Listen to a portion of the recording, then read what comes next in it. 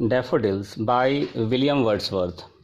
William Wordsworth एक nature lover यानी प्रकृति प्रेमी पोएट थे। उन्होंने अपनी पोएम्स में प्रकृति के महान कलाकृतियों का वर्णन किया है और आज का जो पोएम है डैफोडिल्स, इसमें भी उन्होंने प्रकृति के कुछ महान कलाकृतियों के बारे में ही वर्णन किया है।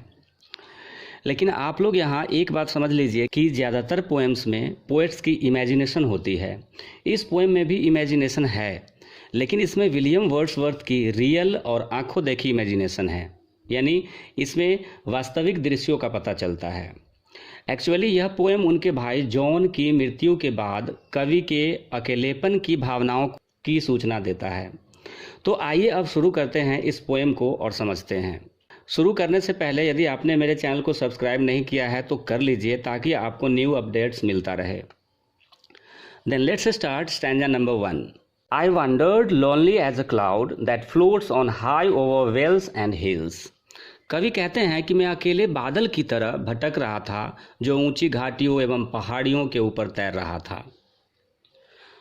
When all at once I saw a crowd, a host of golden daffodils। और तभी मैंने अचानक एक झुंड देखा और उस झुंड में कवि ने क्या देखा? A host of golden daffodils, यानी बहुत सारे daffodils. Daffodils means a kind of tall yellow flowers that grow in the spring season.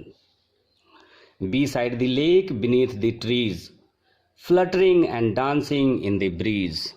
झील के पास पेड़ों के नीचे हवा के मंद मंद झोंकों में लहराते हुए और नाचते हुए क्या देखा उन्होंने? डैफोडिल्स को देखा, a host of golden daffodils। Now let's understand stanza number 2। Continuous as the stars that shine and twinkle on the Milky Way। कवि उनकी तुलना कॉन्टिन्यूअस चमकने वाले स्टार्स से करते हैं और ट्विंकल यानी टिमटिमाते हुए मिल्की वे यानी आकाश गंगा से करते हैं। They stretched in never ending line along the margin of a bay। They stretched यानी वे जो डैफोडिल्स थे वे फैले हुए थे, कभी न खत्म होने वाली लाइन की तरह तालाब के किनारे जहाँ पे खाली जगह थी वहाँ वे फैले हुए थे। ठीक है। 10,000 saw I at a glance, tossing their heads in sprightly dance।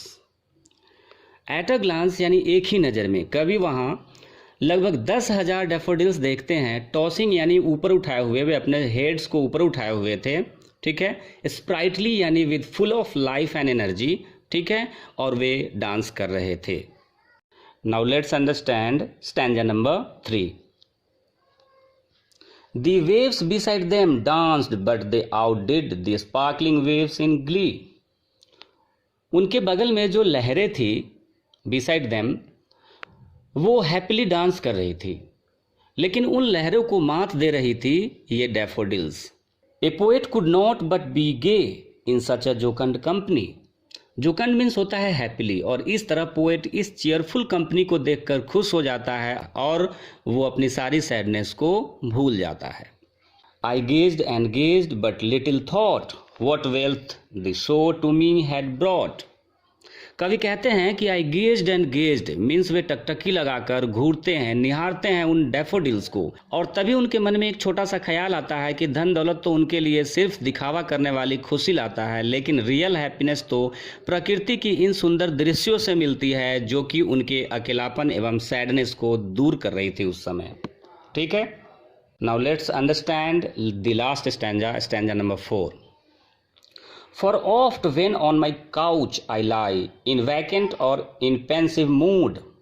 कवि कहते हैं कि अक्सर जब मैं सोफे पर बैठता हूँ खाली समय में और जब मैं दुखी होता हूँ यानी पेंसिव मूड में होता हूँ तो they flash upon that inward eye which is the bliss of solitude।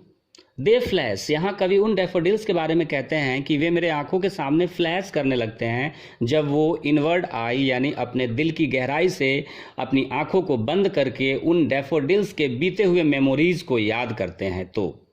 और ब्लिस, ब्लिस मीन्स होता है अत्यधिक हैप्पीनेस, एंड सॉलिट्यूड यानी लॉनलीनेस को दूर करके पेंसिव मूड को हैप्पीनेस से भर देता है। And then my heart with pleasure fills and dances with the daffodils. और तब कवि कहते हैं कि मेरा मन प्रसन्नताओं से भर जाता है और उन डैफोडिल्स के साथ डांस करने लग जाता है। थैंक्स।